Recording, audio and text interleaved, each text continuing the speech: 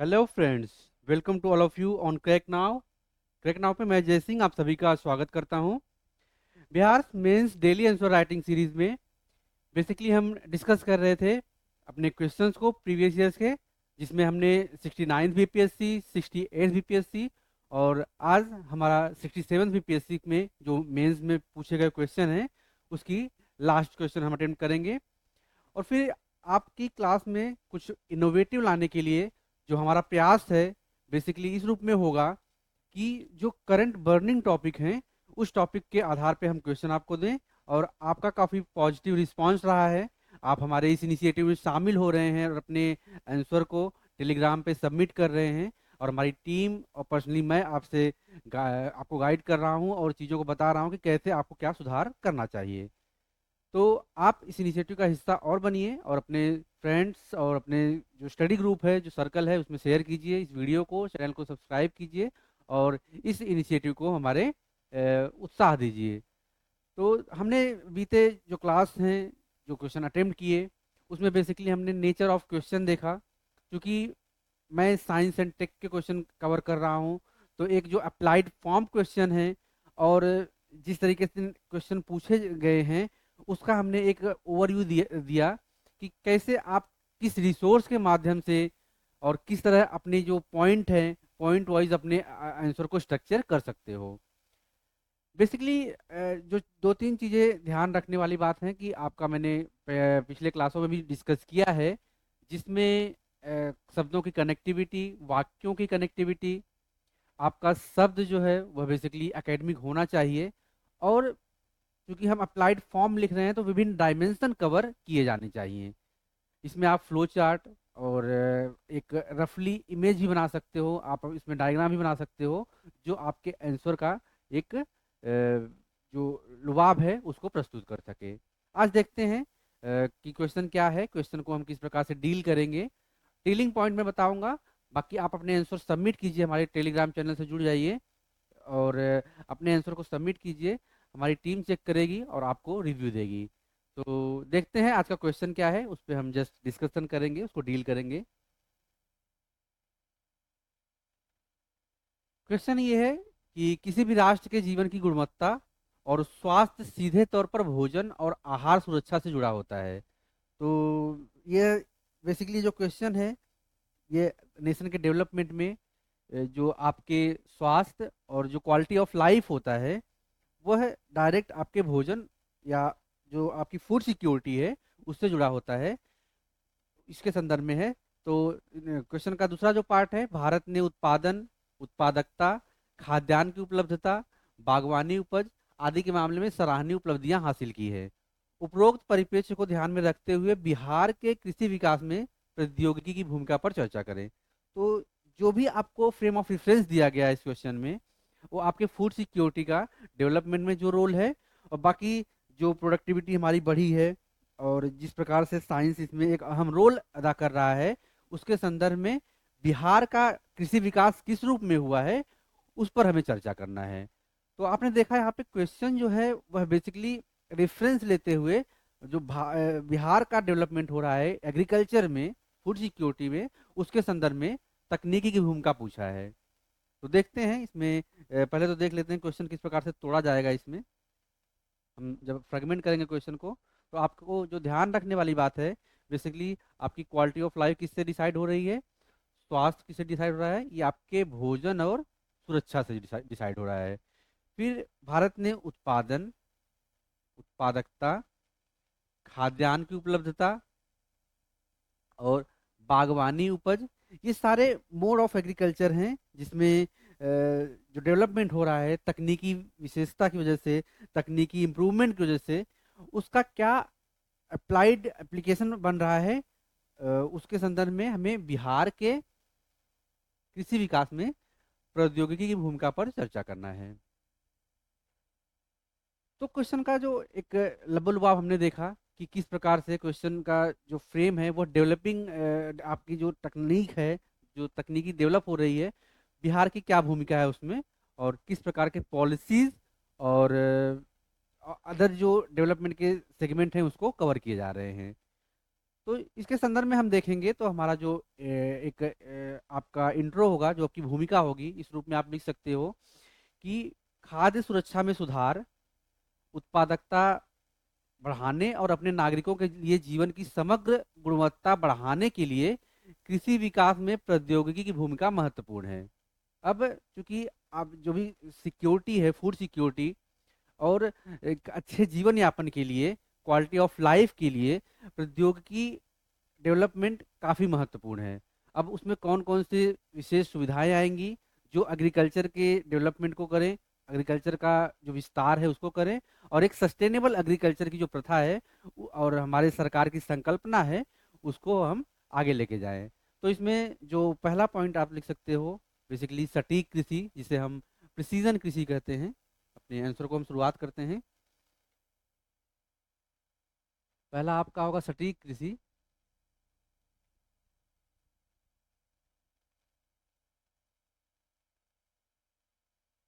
ये आपका होता है प्रिसीजन कृषि। Precision agriculture.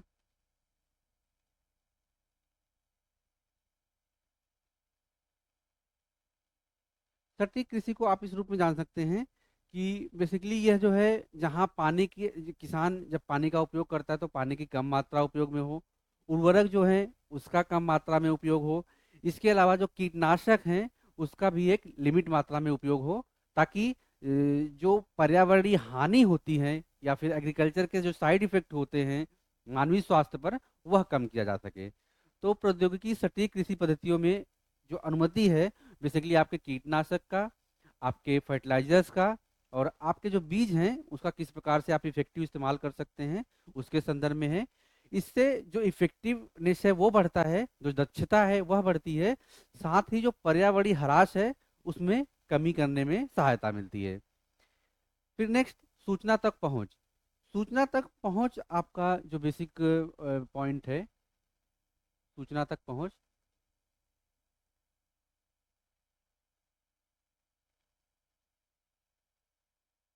सूचना तक पहुंच बेसिकली आपको एग्रीकल्चर डेवलपमेंट में जब आप तकनीकी इस्तेमाल कर रहे हैं और नए प्रकार के फर्टिलाइजर और बीज का इस्तेमाल कर रहे हैं, तो उसका कितना अनुपात मिट्टी के साथ मिलाया जाना चाहिए कि एक बेहतर कृषि उत्पादन हो सके। तो इसके लिए इंफॉर्मेशन तक आपकी पहुंच होनी चाहिए, जिसमें मौसम का क्या मिजाज होगा, मौसम किस प्रकार से प्रभावित करेगा, मौसम की संभावना क्या है, इसके संदर्भ में। साथ ही फसल रोग अगर विस्तारित हो रहे हैं, फसल रोग प्रभावित कर रहे हैं, तो उससे निपटने के लिए किस प्रकार से पेस्टिसाइड्स का इस्तेमाल आप कर सकते हो, यह सारी जानकारी आपको होनी चाहिए। इसके अलावा बाजार की कीमत, बाजार की कीमतों में किस प्रकार से वृद्धि होती है, इसका एक अनुमान आपको होना चाहिए। तो जो बेसिक आपका सूचना तक पहुंच है, इसमें मौसम का मिजाज, बाजार की कीमतें, फसल रोग और सर्वोत्तम कृषि पद्धतियों के बारे में वास्तविक समय में जानकारी की पहुंच निर्धारित करती है। नेक्स्ट पॉइंट आपका है फसल निगरानी और प्रबंधन तंत्र। फसल निगरानी और प्रबंधन तंत्र में जो ड्रोन और उपग्रह जैसे रिमोट सेंसिंग प्रौद्योगिकियों का इस्तेमाल फसल स्वास्थ्य की निगरानी के लिए, कीट संक्रमण, पोषक तत्वों की कमी वाले क्षेत्रों में पहचान करने और समय पर सुधारात्मक उपाय करने के लिए किया जाता है। तो बेसिकली जो रियल टाइम में आपके पास जो डाटा कलेक्ट हो रहे हैं आपके कृषि से संबंधित, और इसके अलावा जो आधुनिक तकनीक जिसमें ड्रोन और उपग्रह के माध्यम से एक कृषि संबंधी जो आंकड़े हैं उसका आकलन कैसे किया जाता है, यह सारी जो जानकारी है अगर आपके पास एक निश्चित तरीके से पहुंच रही है, आपको इसके संदर्भ में जानकारी है, तो प्रोडक्टिविटी बढ़ती है। तो तीसरा पॉइंट आपका है कि फसल निगरानी और प्रबंधन। फसल निगरानी और प्रबंधन।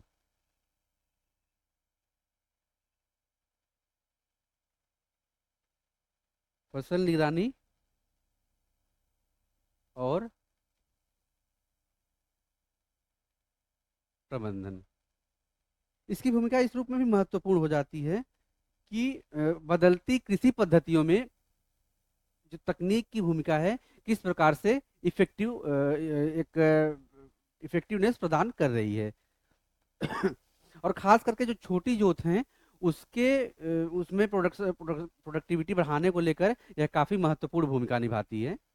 इसके अलावा आपका मशीनीकरण, जिसमें ट्रैक्टर, हार्वेस्टर और सिंचाई प्रणाली, सिंचाई के विभिन्न माध्यम हैं, सिंचाई के विभिन्न टूल्स और मशीन्स हैं। उस सिंचाई प्रणाली में मशीनीकृत कृषि उपकरण उत्पादकता बढ़ाने और श्रम निर्भरता को कम करने में मदद करते हैं।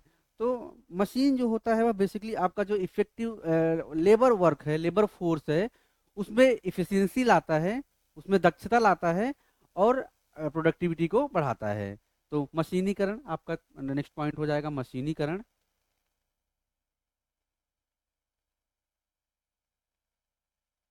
मशीनीकरण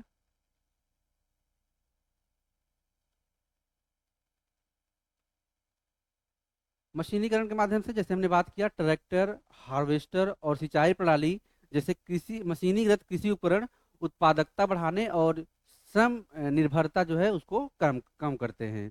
और बिहार जैसे विशेष राज्य में यह फायदेमंद है, क्योंकि वहाँ पे छोटी जोतों का प्रचलन है और छोटी जोतों के प्रचलन में ये मशीनीकरण काफ़ी अच्छा रिजल्ट दे सकते हैं। तो आप इस पॉइंट को कवर कर सकते हैं। नेक्स्ट है जैविक प्रौद्योगिकी और फसल सुधार। अमूमन फसल सुधार से संबंधित भी संदर्भित ये होता है कि जिस प्रकार की मिट्टी है उसके अडॉप्टेशन के अनुसार आपको फसल उगाना चाहिए। तो इस रूप में आप जैव प्रौद्योगिकी में उच्च उपज देने वाली जो रोग प्रतिरोधी फसल किस्मों का विकास हुआ है, उसमें स्थानीय कृषि जलवायु परिस्थितियों के लिए बेहतर अनुकूलन है। तो बायोटेक फसलें किसानों को अधिक उपज प्राप्त करने और कीटों को बीमारियों से होने वाले नुकसान को कम करने में मदद करती हैं। तो यह बेसिकली इस रूप में भी महत्वपूर्ण है कि उच्च उपज देने वाली फसलें और रोग प्रतिरोधी फसलें के माध्यम से उत्पादन को बढ़ाया जा सकता है। तो आपका जैव प्रौद्योगिकी और फसल सुधार इस रूप में संबंधित है। जैव प्रौद्योगिकी और फसल सुधार।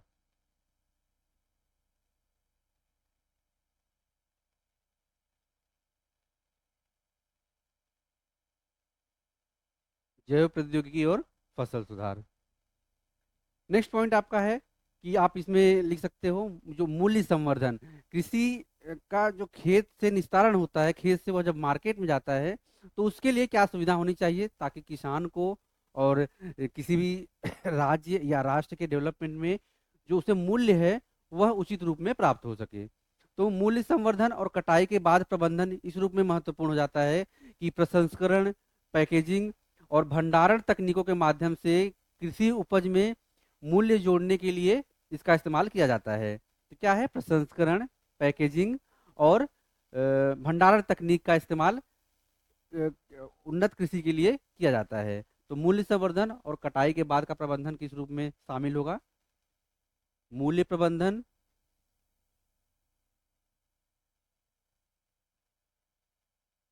मूल्य प्रबंधन और कटाई के बाद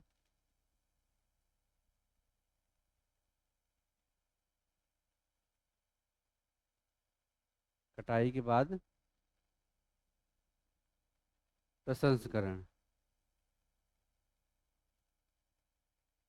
यह किस रूप में महत्वपूर्ण होगा? इस रूप में कि पैकेजिंग और भंडारण की तकनीकों का इस्तेमाल किया जाता है। इससे न केवल उत्पादों की गुणवत्ता में सुधार होता है, बाकी उनकी सेल्फ लाइफ भी बढ़ती है।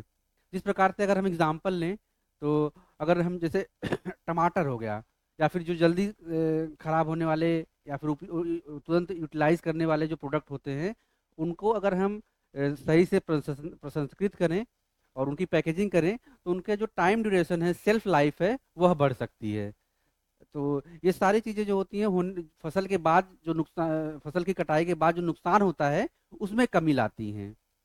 फिर आप बाजार संपर्क की सुविधा से तात्पर्य आधुनिक जैसे सरकार की पॉलिसी नैम है, ई नैम है, नेशनल एग्रीकल्चर मार्केट। तो तकनीकी से कनेक्ट होके आप अपने उत्पाद का एक उचित मूल्य प्राप्त कर सकते हैं।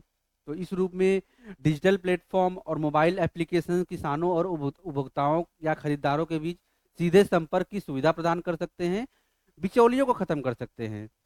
बिचौलियों को खत्म करने का सबसे महत्वपूर्ण जो एक आपको लाभ होगा, किसान या फिर किसी भी नेशन को लाभ होगा, वह बेसिकली किसान को उसकी उपज का उचित हिस्सा मिल पाएगा, उचित मूल्य मिल पाएगा। इस रूप में यह महत्वपूर्ण होता है।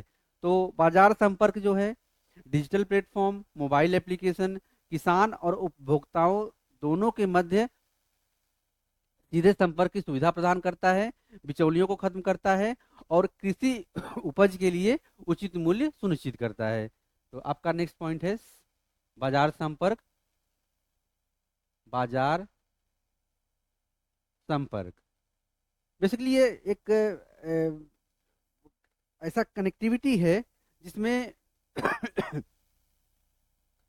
थोड़ा तकनीकी, जिसमें मोबाइल एप्लीकेशन हो गए और साथ ही डिजिटल प्लेटफॉर्म हो गए। इसके इस्तेमाल के माध्यम से घर बैठे अपने वस्तुओं की, अपने कमोडिटीज़ की बिक्री आसान हुई है और उचित मूल्य में आप किसान, जैसे बिहार का किसान अपने उस कमोडिटी को साउथ के स्टेट में भी बेच सकता है, ऑल ओवर इंडिया कहीं भी जहां उसे उचित मूल्य प्राप्त हो रहा है वहां पर बेच सकता है। तो यह कहीं ना कहीं तकनीकी का एक विस्तार है, जिसमें फिजिकल रूप से वहां पे उसे प्रेजेंट होने की आवश्यकता नहीं है। तो जिस प्रकार से जो एक कॉस्ट इफेक्टिव एनालिसिस करते हैं हम, तो जो एक स्टार्टिंग पॉइंट देखते हैं कि इसमें तकनीकी से कनेक्ट होके उचित मूल्य प्राप्त किया जा सकता है। तो आपका बाजार संपर्क है। फिर प्रशिक्षण और विस्तार सेवाएं। प्रशिक्षण और विस्तार सेवाएं किस रूप में महत्वपूर्ण है कि प्रौद्योगिकी का उपयोग किसानों को प्रशिक्षण और विस्तार सेवाएं प्रदान करने के लिए किया जा सकता है। जिस प्रकार से आप देखेंगे कि किसान मित्र एप्लीकेशन क्या करता है कि जब भी जो भी सीजन आता है, रबी सीजन और खरीफ सीजन की फसलें जब उगाई जाती हैं, बोई जाती हैं, तो उसमें अगर आप इस माध्यम से अपने मिट्टी का अनुपात जानना चाहते हो कि मिट्टी आपकी कितनी प्रोडक्टिव है, तो आप कॉल करके जो साइंटिस्ट हैं उनको बुला सकते हो और लेबोरेटरी के माध्यम से अपने मिट्टी की जांच कर सकते हो कि किस प्रकार से ये जो है उपज प्रदान करेगा।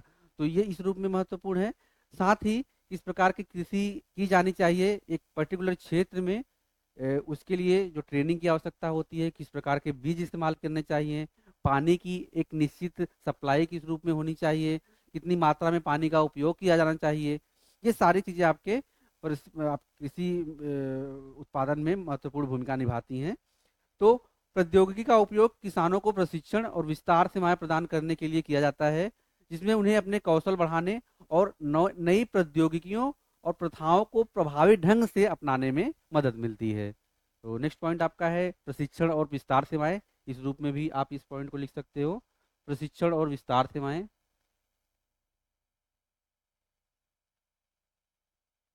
प्रशिक्षण और विस्तार सेवाएं।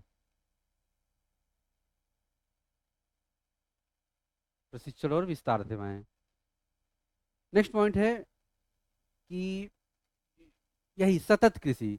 आप कृषि का वह मॉडल अपनाइए जो कि ऑर्गेनिक कृषि के रूप में हो और उसमें कम से कम पेस्टिसाइड्स और फर्टिलाइजर का इस्तेमाल हो, ताकि जो मिट्टी की गुणवत्ता है वह बनी रहे।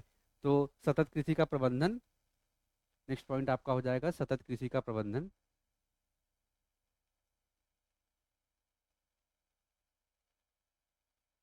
सतत कृषि का प्रबंधन। तो इस प्रकार से आप इन सारे की पॉइंट को इस्तेमाल करके अपने आंसर की जो एक प्रस्तुति है उसको कर सकते हो। इसमें अब इसका मॉडल जो होता है आप इसको फ्लो चार्ट में बनाओ, पॉइंट फॉर्म में बनाओ। जब आप इसको मेंशन करते हो तो वह जो आर्ट ऑफ स्ट्रक्चर है आपके आंसर राइटिंग का, वह महत्वपूर्ण होता है। बाकी आप अगर इस प्रकार के की पॉइंट का इस्तेमाल करते हो तो आपके आंसर की प्रस्तुति अच्छी होती है। अब इसमें जो आपका कंक्लूजन आएगा, कंक्लूजन इसमें आएगा कि कुल मिलाकर बिहार में कृषि प्रौद्योगिकी का एकीकरण, खाद्य सुरक्षा में सुधार, किसानों की आय बढ़ाने और राज्य में सतत कृषि विकास को आगे बढ़ाने में परिवर्तनकारी भूमिका निभा सकता है। तो यह कंक्लूजन आपका क्या दिखा रहा है कि जो भी समस्याएं हैं, जिस प्रकार से हम जिस पैटर्न को फॉलो कर रहे हैं, आने वाले समय में यह आपके एक विस्तृत परिवर्तनकारी भूमिका निभाएगा। तो आप अपने कनेक्टिविटी को, क्वेश्चन का जो प्रेजेंट फॉर्म है और आने वाले भविष्य को जोड़कर लिख रहे हो, क्या डेवलपमेंट हो सकता है। तो आपका कंक्लूजन हमेशा इसी फॉर्म में होना चाहिए, क्योंकि तकनीक वाले जो क्वेश्चन होते हैं उसमें आपके जो एक फ्यूचरिस्टिक विजन है डेवलपमेंट को लेकर, वो अपेक्षा की जाती है आप उसको प्रस्तुत करोगे। तो आप इसमें ये लिख सकते हैं। और हालांकि यह सुनिश्चित करना आवश्यक है कि तकनीकी हस्तक्षेप सुलभ हो, किफायती और छोटे किसानों की जरूरतों के अनुरूप हो, ताकि उनके प्रभाव को अधिकतम किया जा सके। क्योंकि हमारे यहाँ पे जो किसानों की कैटेगरी है वह सीमांत और उनके खेतों के अकॉर्डिंग की जो जोत का आकार है उसके आधार पर तय की गई है। तो कुछ बड़े किसान, कुछ छोटे किसान, कुछ सीमांत किसान, कुछ बहुत छोटे किसान, इस रूप में कैटेगरी का निर्धारण किया गया है। तो जो भी पॉलिसीज बनाई जा रही हैं, जो भी टूल्स इस्तेमाल किए जा रहे हैं, उसमें यह ध्यान रखना चाहिए कि उसमें सबकी हिस्सेदारी उस रूप में हो जितनी उनकी जोतों का आकार हो, जिससे तकनीकी जो एक मीडियम है वह सुलभ हो, किफ़ायती हो और सभी के लिए डेवलपमेंटल हो। तो ये हमारी क्वेश्चन का फॉर्मेट है। बाकी आप जो है अगर इसमें कुछ और पॉइंट ऐड करना चाहते हो तो आप कमेंट कर सकते हो। हमारे टेलीग्राम से चैनल से जुड़ जाइए। आपको डेली एक क्वेश्चन मेंस के दिए जाते हैं, जिसमें आप उस आंसर को लिख कर हमें सबमिट कर सकते हैं और हम उस आंसर का रिव्यू आपको विदिन 72 आवर्स देंगे। बाकी हमारी इस इनिशिएटिव को आप अपने स्टडी सर्कल में, अपने फ्रेंड्स में शेयर कीजिए और इस चैनल को सब्सक्राइब कीजिए। मिलते हैं नेक्स्ट क्लास में नेक्स्ट क्वेश्चन के साथ, और पढ़ते रहिए, व्यस्त रहिए। मिलते हैं नेक्स्ट क्लास में। Thank you so much.